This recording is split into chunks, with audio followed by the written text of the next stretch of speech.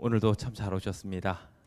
이렇게 주님의 전을 찾으시는 모든 백성들을 덕분에 이 성전이 유지되고 또 하나님의 복이 이 세상으로 퍼져나갈 수 있게 되는 것 같습니다.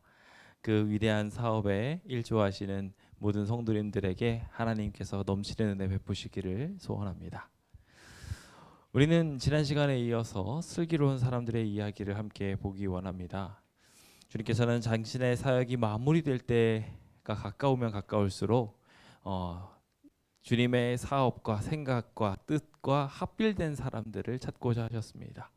그리고 그 결과 주님께서 정말 소중하게 여기는 제자들마저도 다 예수님을 버리는 경험을 하게 되시지요. 슬기로운 사람 한 사람을 찾고자 하셨는데 그 한 사람을 찾기 어려웠던 시대에 참 예수님께서 얼마나 외로우셨을까 이런 생각을 좀 해보게 됩니다.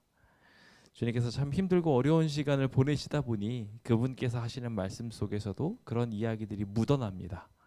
그래서 정말 진정한 예배를 드리고 있었던 슬기로운 청지기 생활을 하고 있었던 한 여인을 과부의 신분이었지만 주님께서 진정 사랑으로 보시고 보다듬어 주시고 응원하시는 이야기는 우리가 너무나 잘 알고 있는 이야기입니다. 그 이야기에 이어 주님께서 또 계속해서 비유로 말씀하시는 이야기들이 계속 나오는데 그 이야기들 중에 하나가 또 이렇게 달란트의 비유입니다. 우리가 너무나 잘 알고 있는 말씀입니다. 오늘은 이 말씀을 함께 살펴보면서 주님께서 이 달란트를 통해서 뭘 이루고자 하시는지 함께 좀 생각해 보려고 합니다. 자, 돈은 우리에게 필요합니까? 필요하지 않습니까? 필요합니다. 근데 참 안타깝게도 많은 범죄나 많은 문제들이 뭐 때문에 생겨납니까? 돈 때문에 생겨나요. 당장 집안이 화목해지지 않는 이유에 대하여 이렇게 막 꼽다 보면은 돈 때문인 경우가 굉장히 많아요. 돈이 너무 많아도 문제고 돈이 너무 적어도 문제예요. 그래서 그것 때문에 항상 싸우고 다투고 불편한 일이 생깁니다. 도대체 하나님께서는 왜 이런 것들을 이 땅에 그냥 내버려 두시나 싶을 정도로 말이죠. 그런데 주님께서는 그 돈을 통해서 분명한 목적을 두고 계십니다. 재정과 재능과 능력들을 우리한테 맡기셔서 당신의 청지기들이 청지기다워지기를 기대하십니다.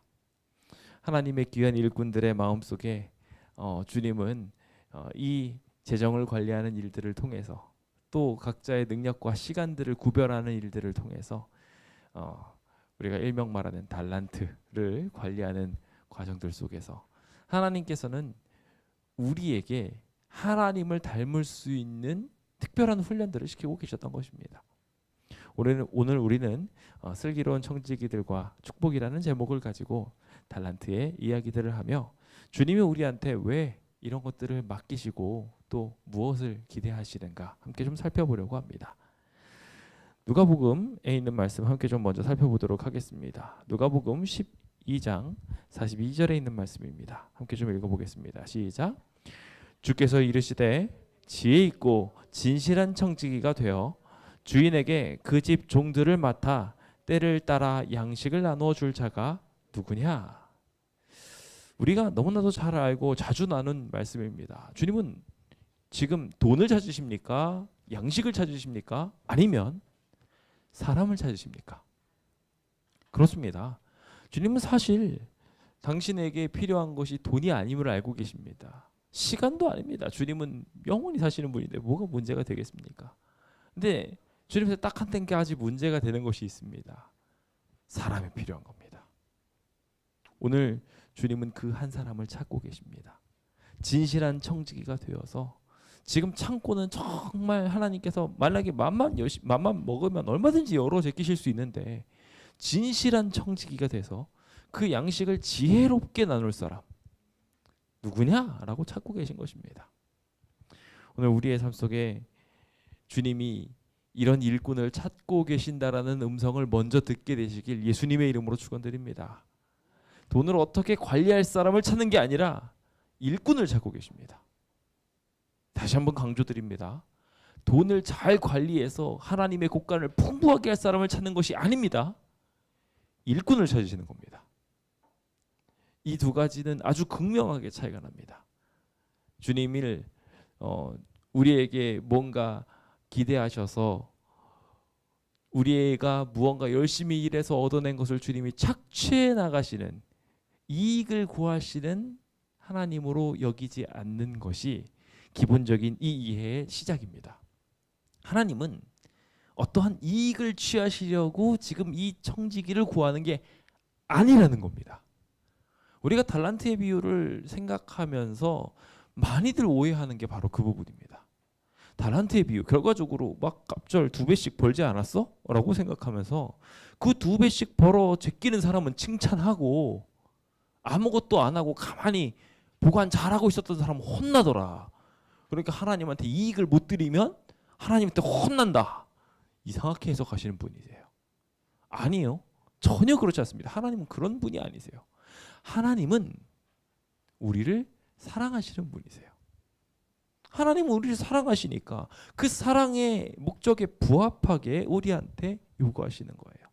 이것을 우리한테 맡기시고 선한 청지기를 찾으시고 그들에게 일을 주어서 때에 따라서 양식을 나누도록 하시는 것은 다 누구 때문에? 우리 때문에. 우리는 이 하나님에 대한 이해를 하는 부분에서 굉장히 중요한 부분을 놓치면 안 됩니다. 하나님은요, 항상 자신이 가장 행복한 걸 우리한테 주고자 하십니다. 자, 뭘 주고 싶어 하신다고요? 하나님 자신이 행복한 것을 우리한테 주고 싶으시다고요. 자, 하나님이 로또에 당첨되셨어요. 좋아하실까요? 복권에 당첨되시면 하나님이 좋아하시겠냐는 거예요. 본인이. 무슨 의미가 있어요? 그 종이 쪼가리가? 그 재물이 무슨 의미가 있어요? 그렇죠? 하나님은 그거 갖고 기쁨을 누리실까요? 와, 내가 저거 맞췄어. 무슨 하나님께서 그거 마음대로 조작도 하실 수 있고 아실 수도 있고 안 되게 할 수도 있고 되게 할 수도 있고 그거 안 돼도 마음대로 만들어내실 분이 하나님이세요. 아무 의미 없는 일이에요. 뭔가 성취해 나가는 것에 대해서 즐거움을 느끼실 수도 없습니다. 전능하신 분이 뭘 성취해 나가실 수 있으시겠어요? 피라미드를 탁 짓고 나서 야, 내가 저거 정말 멋지게 지었어. 저걸 보고 내 영광. 이거 아니에요. 하나님은. 그렇죠? 하나님은 그냥 말씀으로 이거 다 지으실 수 있어요. 진짜 하나님이 보시기에 즐거움은요, 이 지구를 창조하신 것도 즐거운 게 아니에요. 그분이 이 지구를 창조하시고 나서 심히 좋았더라라고 말씀하신 이유는 명확해요. 그걸 예쁘게 만들어서가 아니에요. 그거 예쁘게 만드는 건 하나님한테 아무 일도 아니에요. 그런데 그것이 특별했던 이유는 그곳에 자리 잡을 자신의 형상을 닮은 자기가 사랑하는 이 사람들 때문이었어요. 그래서 이 사람들 때문에 하나님께서 그거 보고 좋아하셨던 거예요. 마치 아이를 준비하고 있는 신혼부부가 방을 준비하면서 행복한 것처럼, 방이 예뻐서가 아니라 아이를 기쁘니까, 아이가 기쁘니까 그렇게 하는 것처럼 우리도 주님을 이해할 때 그렇게 이해해야 한다는 것입니다. 하나님은 그래서 우리한테 그 즐거움을 나눠주고자 하셔요. 그리고 이 달란트의 비유도 똑같이 그 즐거움을 나누어 주신 이야기라는 것입니다. 우리는 이 사실을 명확하게 알아야 됩니다. 그리고 그 즐거움을 우리가 어떻게 하면 지혜롭게 나누면서 주님의 형상을 닮아갈 수 있을까? 연구하는 자세가 우리는 꼭 필요하지 않나 생각해 보게 됩니다. 부디 오늘 우리의 삶 속에 그와 같은 일이 잘 개념 잡혀서 하나님이 즐거워하시는 일, 그 즐거워하시는 일이 무엇인지 우리의 삶 속에 구현화해 나가면서 결국 주님께 칭찬받는, 잘하였도다 충성된 종아 라고 이야기하면서 앞에다 넣으셨죠? 착하고 충성된 종아. 하나님께 정말 주님의 뜻대로 이렇게 따라가려고 하는, 주님의 모습을 닮아가려고 하는 그런 착한, 그래서 주님의 즐거움에 함께 참여하고 주님이 즐거워하시는 일을 같이 누리고 같이 목표하는 그 아름다운 목표가 오늘 우리의 삶에 꼭 있게 되기를 예수님의 이름으로 축원드립니다. 자, 그럼 이제부터 그 이야기를 함께 살펴보기 위해서 오늘의 이야기 마태복음 25장으로 들어가 보도록 하겠습니다. 자, 마태복음 25장 앞부분과 뒷부분이 있습니다. 우리가 본문은 14절부터 시작이 되는데 앞부분에는 어떤 이야기가 나오는지 아십니까? 우리가 잘 아는 것처럼 24장은 재림에 대한 이야기가 쭉 나오고요. 그 그리고 25장은 재림을 준비하는 이야기가 등장을 합니다. 여기에는 세 가지 비유가 나온다는 거 너무나도 잘 알고 있습니다. 그 첫 번째 비유는 여인이 잘 준비하고 있는 이야기예요. 예, 슬기로운 다섯 처녀와 미련한 다섯 처녀가, 이 열 처녀가 어떠한 반응을 가지면서 하나님을 기다리느냐에 대한 부분이었습니다. 여기서 가장 중요한 키워드가 뭐였습니까? 열 처녀를 나눴던 가장 중요한, 깨어있다 깨어있지 않다가 주체였나요? 사실 여기는 깨어있으라고 말을 하고 있음에도 불구하고 얘네들은 자고 있었어요. 그렇죠? 그렇다면 깨어있는 기준이 뭐였나요? 예, 뭐가 준비되어 있었어요? 기름이 준비되어 있었어요. 그래가지고 우리가 재림교인인 경우 많이들 그냥 우리가 해석을 하면서 하나님의 계명과 예수의 증거라고 이야기하는 이 부분을 자꾸 그냥 예언의 신으로만 다 때려 박아가지고 그걸로만 끝내시려는 성향들이 있는데, 예언의 신이 우리한테 주어진 목적은 원래 예수의 증거인 성령 하나님, 대언의 영, 성령 하나님을 우리의 마음속에 모시고 그것대로 살아가게 하려는 게 예언의 신의 목적이에요. 예언의 신 책자의 목적이에요. 그걸 망각하면 안 돼요. 그 기본을 망각하고 책자입니다 라고 해석해버리면 성경 해석 완전 잘못한 거예요. 성령 하나님께서 엘렌 화이트를 통해서 우리한테 성령의 역사가 부어지도록, 늦은 빛 성령이 막 우리에게 부어지는 경험을 하도록 하기 위해서 그 말씀을 풍성하게 주신 거지, 번지수가 잘못되면 안 되는 거예요. 즉 성령이 이 안에 있어야 돼서, 그들은 모두 뭘 가지고 있어서 등은 다 가지고 있어요. 등은 우리가 잘 알고 있는 것처럼 하나님의 계명 말씀이에요. 다 말씀은 가지고 있었어요. 근데 말씀은 가지고 있었는데 말씀이 말씀의 역할을 못해요. 왜 못해요? 기름이 없으니까요. 성령 하나님의 역사가 없으니까 안 되는 거예요. 그래서 이 열처녀의 비유의 핵심 키워드는 그대한테 성령이 있느냐 없느냐, 성령 하나님이 준비가 되고 있느냐 안 되고 있느냐, 그 성령 하나님에 대한 묘사를 하고 있는 이야기를 보면은요, 준비하였던 자들은 혼인잔치에 들어갔다고, 성령 하나님이 준비된 사람들, 준비라는 단어가 돼 있었어요. 그렇죠? 따로 챙겨서 준비를 했던 사람들이 있었어요. 다 졸며 잤지만 그들은 평소에 무언가 준비를 하고 있었어요.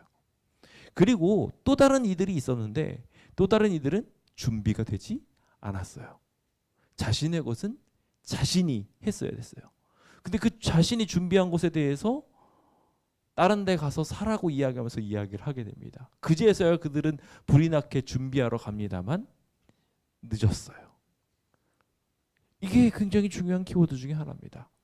우리가 이 성령을 여기 표현의 그대로 따르면 사야 돼요. 뭐라고요? 성령을 사야 된다고요. 이들은 사서 준비하고 있었고, 그렇지 않은 사람들은 그제서야 사러 갔지만 늦어버렸어요.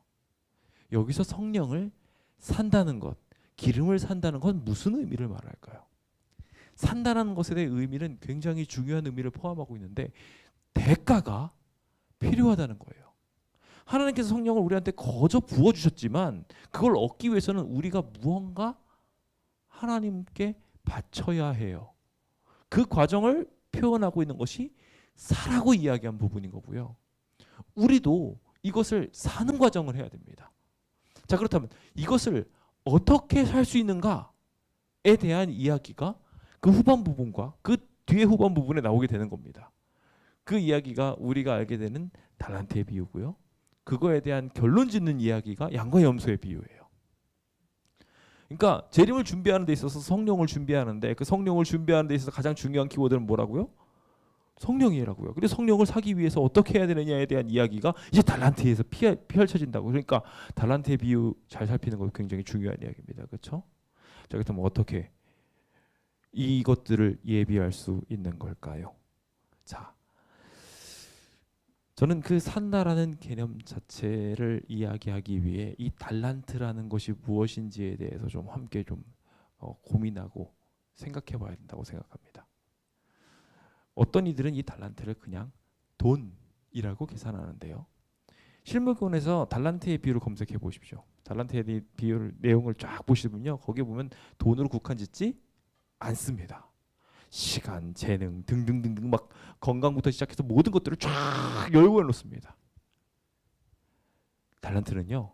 그래서 저는 다른 말로 말할 때 기회라고 말씀드리고 싶습니다. 네. 우리한테 주어진 기회들이 사실 우리에게 주어진 재원들은 각기 다 달라요. 그런데 그것을 어떻게 우리가 활용하고 어떻게 움직이는지에 대해서 우리가 선택하고 활용하고 움직일 수 있도록 하는 모든 기회들. 그래서 지금 내가 시간을 보내고 있는 것도 우리에게 기회예요. 돈을 가지고 받게 된 것도 기회예요. 건강을 누리는 것도 지금 우리가 활용할 수 있는 기회들이에요. 그것들을 잘 움직여가지고 우리가 잘 선택해서 움직이게 된다면 하나님께서는 그 일들을 통하여 어떠한 한 가지 특별한 일들을 경험하게 하실 것인데 하나님의 즐거움에 참여하는 경험, 그렇죠? 그거를 하게 되는 거예요. 그래서 달란트는 우리한테 기회예요. 하나님과 같은 즐거움에 동참하도록 주어진 기회. 그래서 아무도 아무것도 못 받은 사람은 없어요. 왜냐하면 우리는 기본적으로 다 생명을 받았거든요. 그 생명을 가지고 우리가 어떻게 하느냐에 따라서 하나님께 영광을 돌릴 수도 있고 우리의 삶에 그것을 통해 가지고 더 큰, 더 많은 하나님의 축복들을 누리게 될 수도 있게 되는 것들이 다 이런 연원 속에서 생겨나게 되는 것입니다. 각자가 받은 것을 가지고 하나님과 함께 동행하겠다고 선택하는 것, 그것이 축복이고 그것이 재림을 준비하는 것이며 그것이 하늘나라를 살아가는 비결이라고 저는 생각합니다. 그래서 나의 생명 드리니 나의 시간 드리니 하면서 주님께 찬양하는 것이죠. 오늘 그 아름다운 찬양이 우리 마음속에 온전하게 자리 잡게 되길 예수님의 이름으로 축원드립니다. 자, 그렇다면 이 기회들을 어떻게 붙잡을 수 있을까요?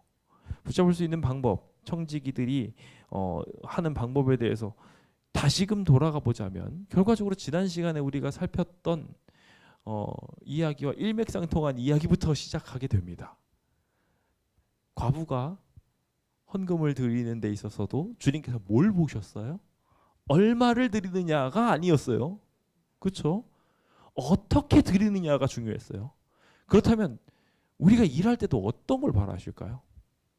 얼마를 벌었느냐가 중요할까요? 아니에요. 중요한 건 주님은 어떻게 일하느냐를 살피고 계신 것입니다. 이게 중요해요. 우리가 그 결과가 다 좋아서 2회씩 딱딱딱딱 벌어 제낀 걸 보고서 우와 그래 하나님은 역시 이걸 좋아하시는구나. 아니에요. 그거는 아주 부수적인 일이에요. 뭐냐면 그거는 하나님께서 이 사람이 성실하게 일한 것에 대하여 축복하시고 2배를 벌어들일 수 있도록 갑절의 축복을 더하신 것을 상징하는 이야기이지 2배 벌었으니까 하나님 기뻐하셨다? 아니에요. 절대 아니에요.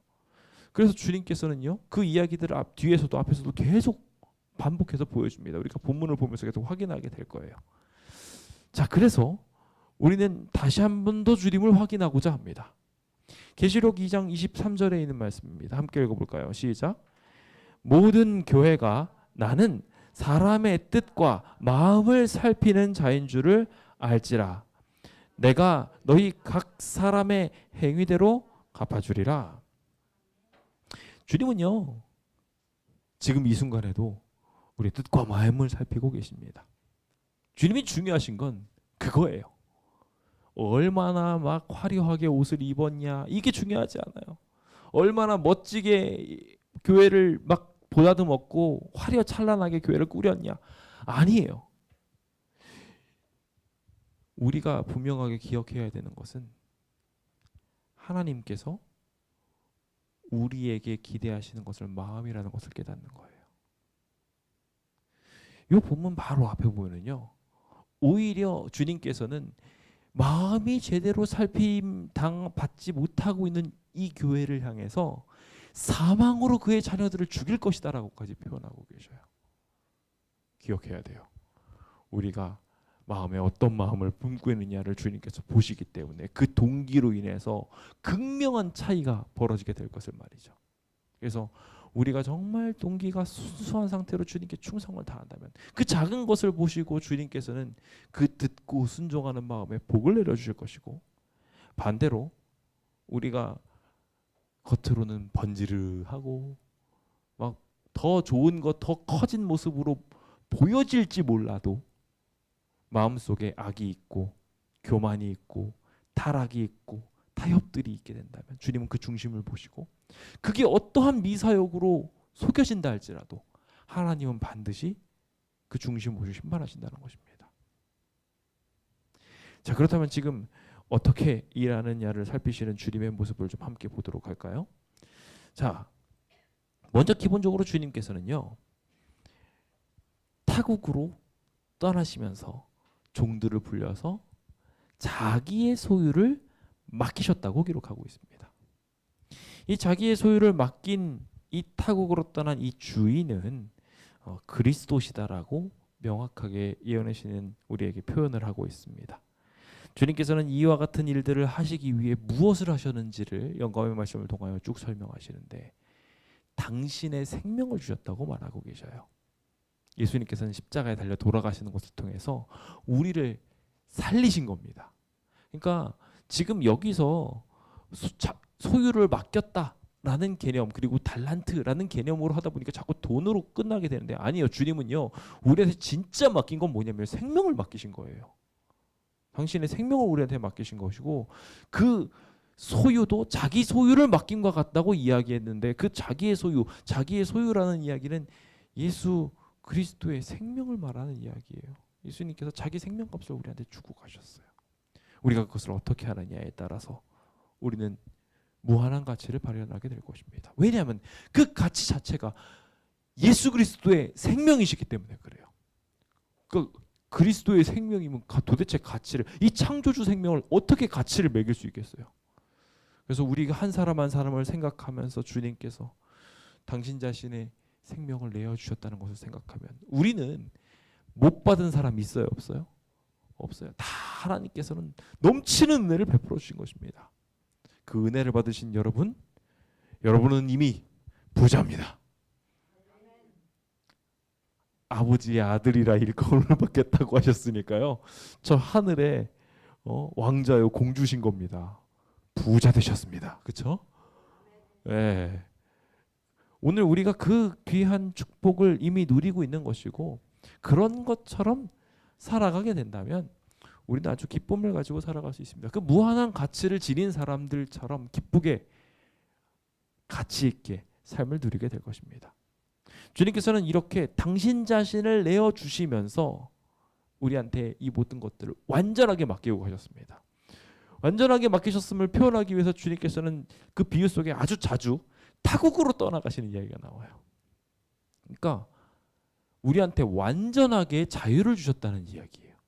이거 가지고 마음대로 해도 돼 라고 우리가 스스로 선택하고 원하는 걸 할 수 있도록, 눈치 보지 않도록 아예 타국으로 떠나셨고요. 그것을 표현한 또 다른 단어가 맡김이에요. 오늘 우리는 그 맡김 속에 살아가고 있습니다. 하나님은 우리한테 모든 것을 다 맡겨주셨어요. 생명도 맡기셨고, 돈도 맡기셨고, 건강도 맡기셨고, 등등등등 주변에 있는 사람들과 관계까지도 다 맡겨주셨어요. 우리는 그 모든 것들을 맡은 사람으로서 진짜 청지기처럼 살아야 합니다. 원래 우리의 것이 아닌데, 원래 우리의 상태는 죽었어야 되는데, 진작에 죽어서 아무것도 모르는 존재가 되었어야 될 우리한테 생명을 주시고 기회를 주시고 깨달음을 주시고 이 일을 할 수 있는 능력까지 베풀어 주시니 얼마나 감사하겠습니까? 주님은 그래서 그 재능에 맞게 주님의 사물을 맡기시겠다고 말씀하여 주셨습니다. 자기 소유를 위하여, 자기 소유 곧 당신을 위하여 사용해야 할 것들을 맡겨주셔서 때에 따라 주변 사람들한테, 주변 이웃들한테 행복의 양식들을 나누며 살아가도록, 그래서 주님이 기뻐하신 것, 그 기뻐하신 것을 그들도 할 수 있도록 이 특별한 자리를 정해 주셨던 것입니다. 참 재미있는 것은요, 그 표현을 말하면서 실물교원은 각 사람은 하늘의 영원한 경륜 속에서 각자가 차지할 자리를 가지고 있다라고 말하고 있습니다. 여기서 말하는 경륜이라는 단어는 어디서 많이 나오냐면요, 영혼을 구원하는 사업 속에서 나옵니다. 예수님이 우리를 구원하시는 그 생명값을 주시는 그 생명을 소유라고 이야기했잖아요. 그럼 그 소유를 받은 우리도 마찬가지로 그것을 나누면서 뭔가 일을 하게 된다면 그 소유를 나누게 되고 생명을 나누게 되고 그리스도를 나누게 되는 거예요. 그래서 우리는 그리스도인이 되는 것이고요. 그 그리스도인이 되어서 그 구원 사업을 위해서 협력해서 일할 수 있도록 주님께서 그 한 자리를 남겨두고 계신 거예요.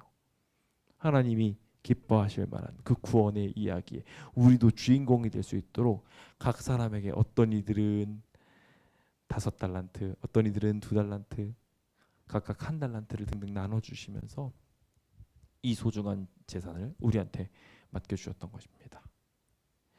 이 귀한 일들이 우리한테 맡겨졌음에 대하여 감사합시다.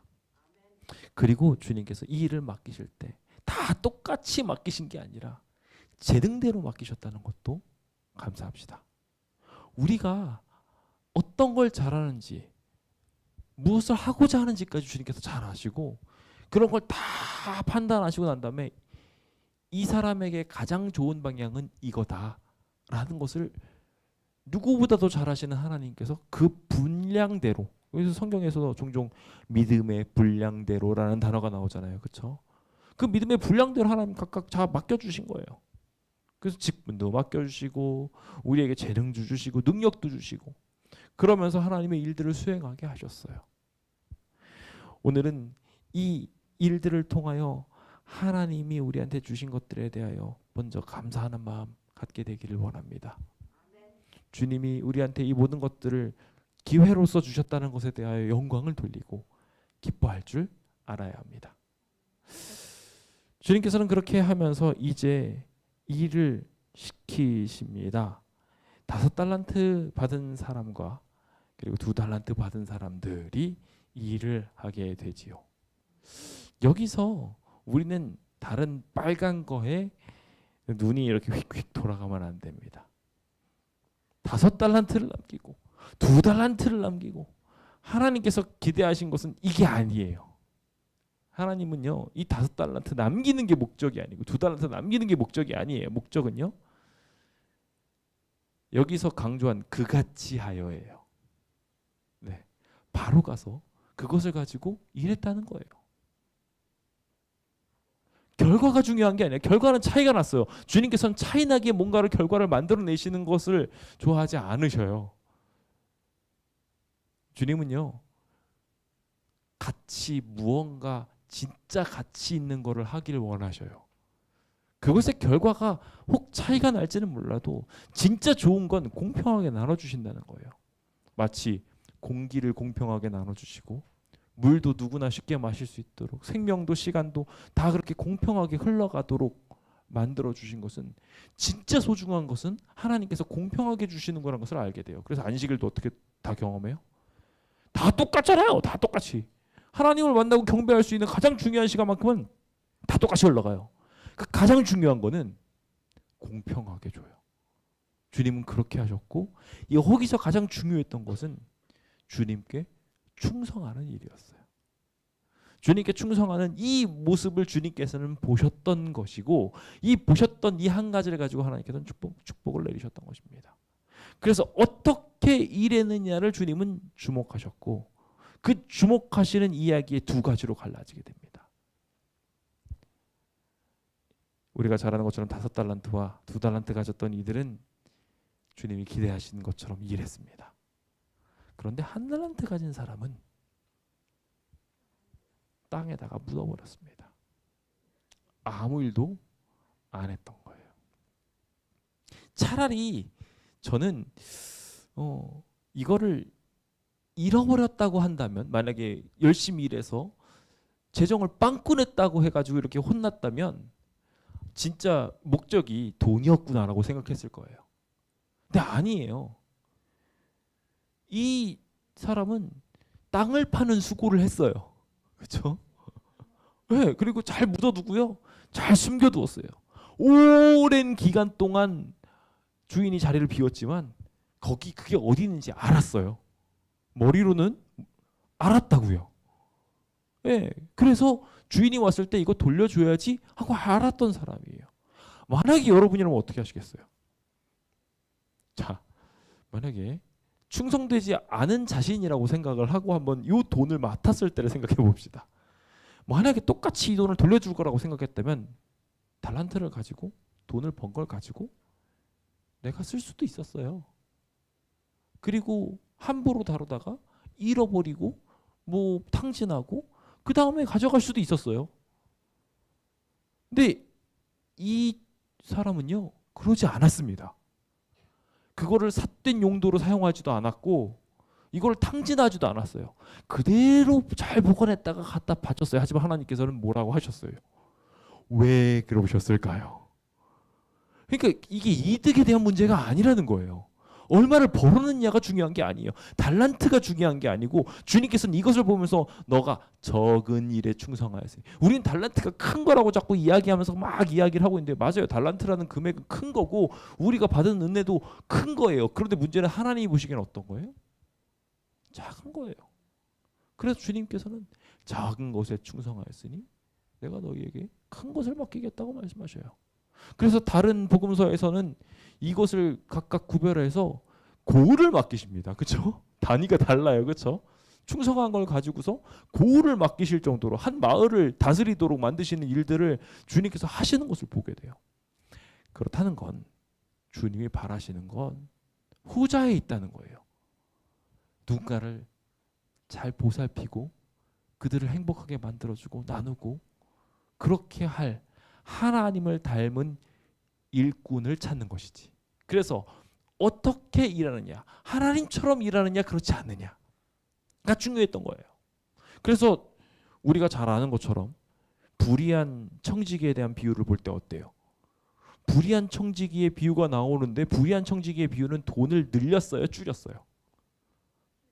줄였잖아요. 명백하게 줄였어요. 그렇죠?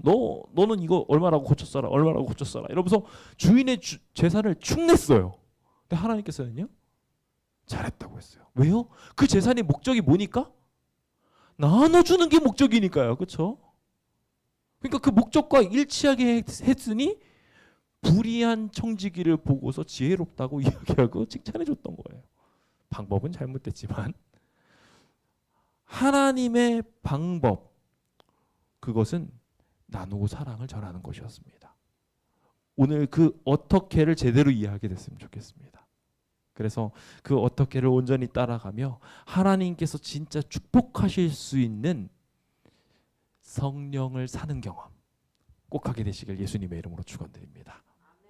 자, 이렇게 어떻게라는 개념에 대해서 이해하는 첫 번째 단계를 보셨습니다. 그 어떻게 두 번째 부분은요. 하나님이 채워주신다는 것입니다. 네, 함께 좀 보겠습니다. 성실한 자에게 보상하시는 이야기에 대해서 좀 볼까요? 자, 잠언 28장 18절입니다. 함께 읽어볼까요? 시작. 성실하게 행하는 자는 구원을 받을 것이나 굽은 길로 행하는 자는 곧 넘어지리라. 자, 여기 성실하게 행하는 자는 돈을 벌 것이나 라고 했나요? 그러니까 우리는 계속해서 생각해야 돼요.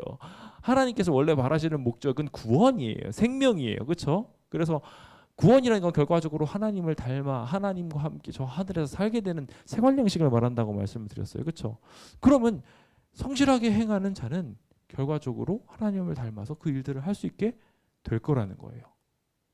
자, 그렇다면 여기에서 마찬가지로 하나님이 성실한 자에게, 주님께 충성하는 자에게 베풀어 주시는 보상은 뭘까요? 구원이에요. 맞습니다. 구원이에요. 그리고 그 구원의 정체를 바로 아는 것이 오늘 우리에게 가장 큰 축복이 될 거라고 생각을 합니다. 자, 드디어 이제 오랜 시간이 흘렀습니다. 종들의 주인이 돌아왔습니다. 그리고 그들은 결산을 맞이하게 됩니다. 여기서 흥미로운 단어는 결산입니다. 다 하고 나서 계산을 했다는 거예요. 그렇죠? 맡겼는데 계산을 했어요. 네, 그렇다는 것은 주님께서는 그거를 그대로 두길 원하셨다는 거예요. 아니면 뭔가 어떻게 되기를 바랬다는 거예요. 그렇죠? 너 잘 막 보관한 것을 확인할세면은 모르겠는데, 그렇죠? 확인한다고 그냥 보고 맡긴 거 확인만 하면 되는 거잖아요, 그렇죠? 내가 맡겼던 동전 똑같네, 그래 진품이야, 이러고 이게 확인이에요, 그렇죠?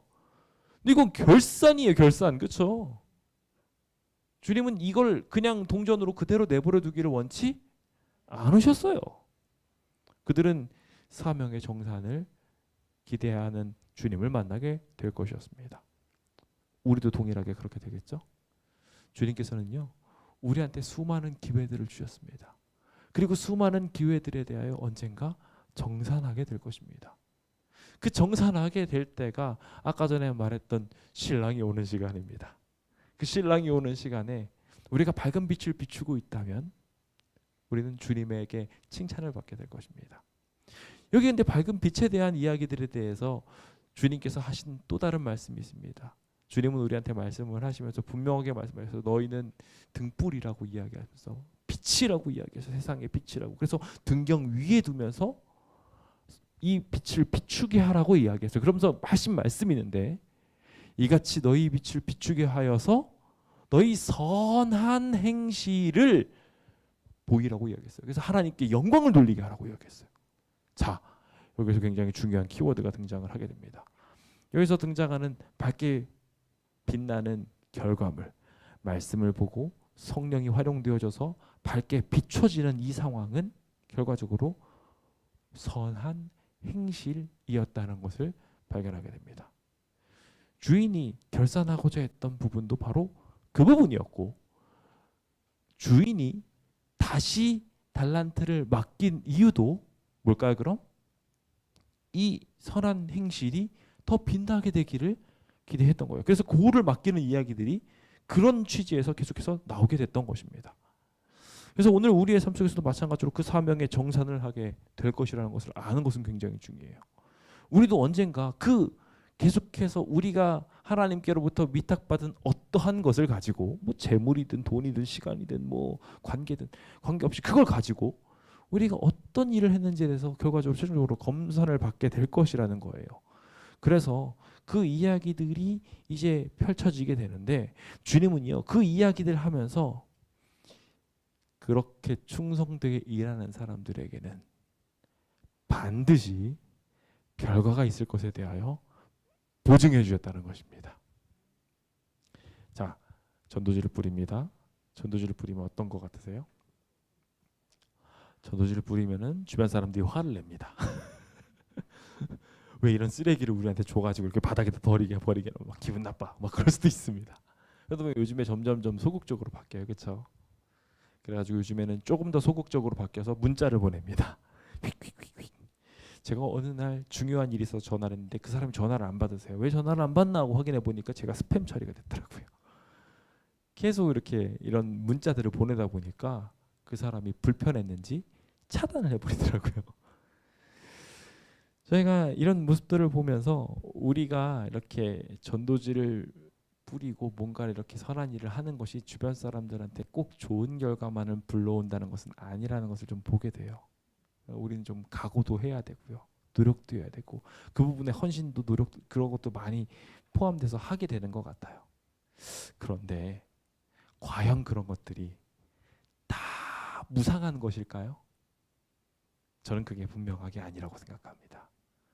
분명하게 뿌려진 한 가지 씨앗들은 그들에게 마지막 경고의 기별이 될 수도 있고, 그들에게 하나님을 만날 수 있는 소중한 기회이자 그때는 몰랐어도 마지막에 주님을 깨닫게 되는 굉장히 중요한 열쇠로 작용할 수도 있다는 것입니다.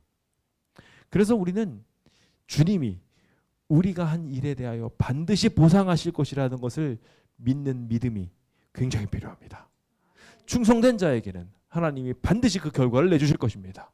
열심히 하나님을 위해 순수한 마음으로 일하는 사람에겐 하나님은 반드시 갑절의 축복을 주실 것입니다. 제가 이번에 서초경찰서에서 연락을 받았습니다. 경찰서라고요? 재개발을 이야기를 하면서 재개발과 관련된 이야기를 하다가 나와서 전화를 받은 거다 보니까 저 여기 경찰관입니다. 그래서 제가 막 전화를 계속 오는데 제가 전화를 계속 끌었어요, 하는 동안에. 그러면서 문자가 나중에 왔는데 나중에 끝나고 나서 나와서 보니까 경찰관입니다. 빨리 전화 받으세요, 이러는 거예요.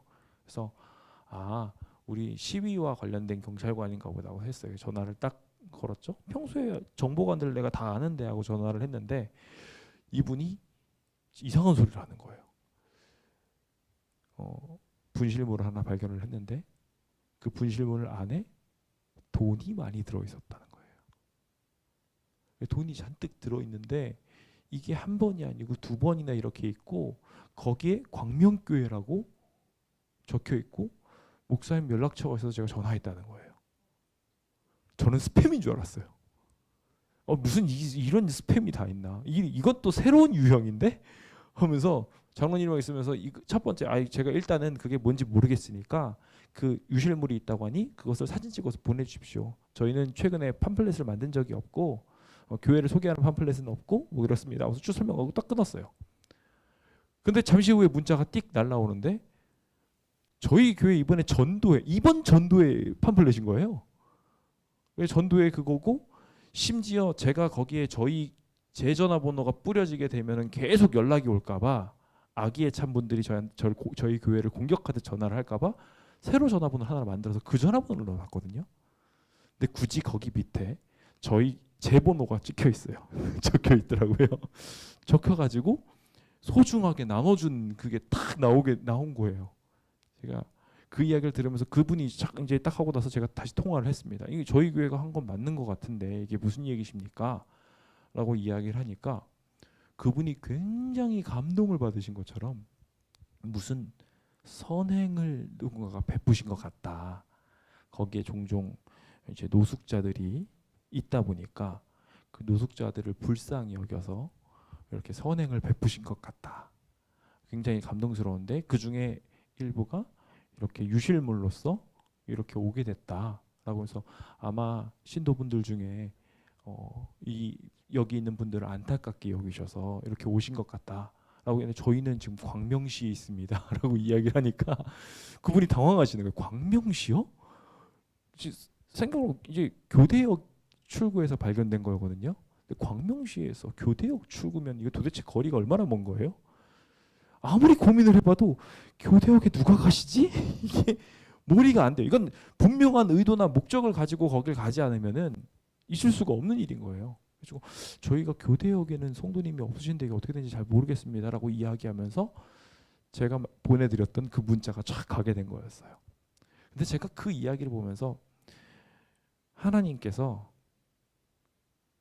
이런 일들이 뭐 일종의 허지로 돌아간 것처럼 보여지고 또 유실물로 이렇게 발견되는 것 같고 막 그렇게 되는 중에도 거기 있는 경찰관들, 심지어 거기 경찰관이 그냥 경찰관만 딱 연락을 한 게 아니라 경찰계장이나 막 이런 사람들이 나서가지고 전화를 했어요. 굉장히 계급이 높은 사람들까지 와가지고 연락을 한 거예요. 그러면서 이게 아주 좋은 그런 좋은 의도로 하신 걸 알겠고 우리가 참 감동을 받는다고 이야기하는데 이게 돈이라서 좀 걱정이 된다. 이게 돈들이 이렇게 다니면 좀 문제가 될 수 있다 보니까 이야기하면서 감동을 굉장히 많이 받으시고 이런 일들을 어떻게 하시냐고 이야기하는 것을 보게 됐어요. 저는 그 내용들을 보면서 우리가 한 작은 행동들 누구도 모르게 한 일이고 저도 모르게 한 일이었잖아요. 그렇죠? 그것을 이제 결과적으로 이제 찾아가시긴 하셨는데 제가 그분이 누구신지 말씀드리진 않겠지만 돈으로 드리는 건 좋지 않은 것 같아요. 제가 우리 교회에서도 계속 이야기를 드리죠. 돈으로 드리면 그분들이 꼭 뭘 하냐면 술이나 담배나 심지어는 이제는 그 이야기가 마약이랑도 연결이 될 수 있대요. 그래서 되게 조심해야 된다고. 그래서 이게 제가 곰곰이 생각해 보니까 이게 경찰관이 이렇게까지 심각하게 높은 사람이 올라온 것은 감동을 받아서일 수도 있겠지만 동시에 이게 신종 마약 수법인가? 지금 걱정을 해가지고 연락한 걸 수도 있겠다는 생각도 들더라고요. 어쨌건 그러니까 그런 상황들이 발생을 할 수 있는 것을 알면 우리가 돈을 좀 하는 것을 좀 지양해야 될 것 같다는 생각은 들어요. 근데 어쨌건 그 선행을 보고 감동을 받은 사람이 있고 그것을 꼭 또 누리는 사람들과 축복을 누리는 사람이 있는 것을 보고 우리가 한 모든 일들은 하나님께서 분명히 결과를 주신다는 것을 발견하게 됩니다. 적어도 거기 있는 경찰관들은 감동받았고 거기 있는 노숙자들을 내가 한 번이라도 더 돌아봐야 되겠구나 라는 생각을 할 수 있도록 인도를 받게 되었습니다. 그렇습니다. 주님은 반드시 그 결과를 내실 것입니다. 우리가 한 작은 행위들도 반드시 그 결과를 불러낼 것입니다. 그리고 우리가 가진 기회들, 그것들을 어떻게 하면 좀 더 지혜롭게 잘할 수 있을지 계속 연구해가면서 좀 네가 또 배워가는 과정이라고 생각을 해요. 그래서 저도 예전에는 쉽게 그냥 돈 몇 푼 주고 끝내는 경우들도 있었는데 그러지 않고 이제는 뭔가 힘드신 일이 있으면 병원, 아프다 그러면 병원을 데려가 줍니다. 배고프다고 하면은 가까운 음식점 가지고 음식을 사드려요. 제가 전에도 한번 말씀드렸지만 지난 그분이 굳이 편의점에서 먹겠다고 하셔가지고 편의점에서 드셨던 분이 계속 끝까지 고맙다고 인사하시던 게 아직도 눈에 선해요. 주님께서 그 귀한 축복들을 우리한테 나누도록, 그 즐거움에 참여하도록 이 기회를 주신 것입니다. 그 하늘의 생활 양식이 오늘 우리 안에 꼭 자리 잡을 수 있도록 우리 함께 주님이 주시는 갑절의 달란트는 무엇인지, 그 목적은 무엇인지 명확하게 이해하시고 축복 누리시길 예수님의 이름으로 축원드립니다. 저는 이제 말씀을 마무리 지으면서 주님은 마지막으로 우리한테 기대하시는 것이 있는데, 이 달란트의 비유를 통해서 정말 슬기로운 자들이 무엇을 가지길 원하시느냐? 믿음을 갖길 원하신다고 말하고 있어요. 하나님에 대한 믿음. 뭐라고요? 하나님에 대한 믿음. 그래서 하나님은 진짜 믿는 것이 무엇인지 우리 너무나도 말했잖아요. 그렇죠? 하나님이 계신 것과 상 주시는 일을 믿어야지 할 것이라는 그 귀한 약속의 말씀이 실제로 우리 안에 자리 잡기를 바라신다는 것을 분명하게 확신하시게 되시길 간절하게 바랍니다. 자, 24절에 봐도 그 이야기가 명확하게 나오기를, 여기 한 달란트 받은 사람이 뭐라고 말합니까? 주인에게 당신은 굳은 사람이고 심지 않은 데서 거두며 해치지 않은 데서 모으는 줄 내가 알았다라고 이야기해서 그렇게 이해하고 하나님을 믿지 못한 거였어요. 주인을 믿지 못하고 그래서 내가 여기 숨었습니다. 당신의 것입니다 하고 그대로 보여주었을 때 여기서 주인은 뭘 반응하느냐? 너가 못 벌어들였다고 반응하지 않아요. 그렇죠? 지금 반응한 것은요, 나는 심지 않은 데서 거두고 해치지 않은 데서 모으는 줄을 내가 알았느냐라는 거에 반응하시는 거예요. 주인을 오해하는 것, 주님을 믿지 못하는 것, 주님이 이 달란트를 맡기신 이유에 대하여 착각하는 이 상황에 대해 주님 너무나 억울하셨던 거예요. 주님 그런 분이라고요? 아니에요. 주님은 그것을 맡기시고 나서 그거 말아먹어도 좋으니까 해보라는 거예요. 그거 완전히 망쳐도 좋으니까 할 수 있도록 주님께서 이 달란트를 맡기시고, 만약에 그렇지 않았다면 주님께서는 떠나실 필요가 없어요. 타국으로 가실 필요가 없었어요. 굳이 이 사람한테 맡길 필요도 없었다고 주님께서는 그것을 말하셔요. 그렇죠? 내가 차라리 이익을 주는 사람한테 이걸 맡겨가지고 내가 돈을 벌지, 돈 벌려면 내가 돈 벌 수 있는 방법이 없겠냐? 내가 왜 너한테 이걸 맡겼겠니? 이익을 취하려는 게 아니셨던 거예요. 주님은 명확하게 내가 너한테 이걸 맡기고 갈 수 있을 만한 사랑을 가졌다. 내가 널 믿어. 그래서 떠난다는 걸 갖고 와. 그리고 내 기쁨을 너도 좀 느꼈으면 좋겠어. 내가 이렇게 이걸 턱 하고 맡기고 가니까 열매가 이렇게 나는 걸 봤지 않니? 다른 친구들은 다 그렇게 2배씩 걷어냈어요. 그 열매를 얻은 걸 보고 주인은 전혀 이득을 취하지 않았어요. 받고 나서 오히려 주머니가 더 비어졌어요. 그렇죠? 이 사람들이 돈을 번 걸 가지고 오히려 주님께서는 더 주시고 더 베풀어 주시는 분이셨어요. 오히려 골 사이즈로 주실 정도로 말이죠. 주님은 그렇게 하지 않으시고 이 모든 이들한테 믿음을 주시고 기쁨과 구원을 주시고자 하셨던 것입니다. 주님은 우리에게 지금 이 순간에도 원금과 이자를 기대하지 않으십니다. 이 아이들을 잘 키워서 복을 많이 줘서 돈을 많이 버는 사람을 만들어서 헌금 많이 내게 만들어야지, 이 사람을 어떻게 해가지고 전도를 잘해가지고 구도자들을 많이 데려오게 만들어서 침례 많이 얻어서 교회를 더 키워야지, 하나님 그런 목적 아니에요? 분명히 아닙니다. 하나님은 그런 분이 아니셔요. 하나님은 우리가 진짜 행복하게 살기를 바라시는 분이세요. 달란트의 목적은 주님을 온전히 믿게 만듦입니다. 우리한테 돈을 맡김도, 우리한테 생명과 시간을 맡김도, 건강을 주심도 다 뭐라고요? 주님이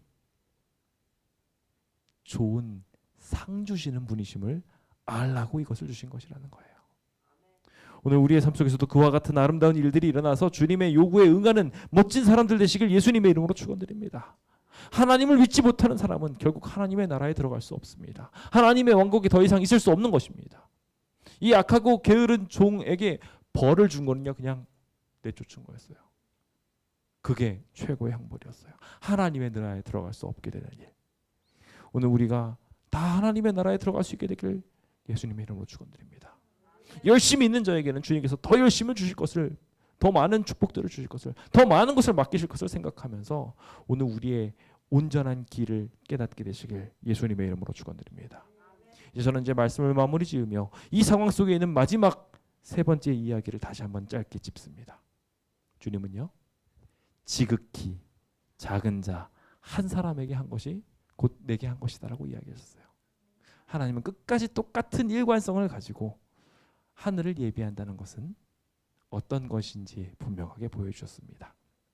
이제 그 달란트를 바르게 사용함으로 오늘 우리의 삶 속에 하나님이 노력할 때마다 더 큰 것을 베풀어 주시고 더 큰 행복을 주신다는 것을 온전하게 이해하게 되시길 바랍니다. 하나님을 만나 더 많은 사람들에게 사랑 나누고 축복을 전달할 수 있는 진정한 하나님의 비밀을 알게 되시는 주의 백성 되시길 간절히 바라면서 예수님의 이름으로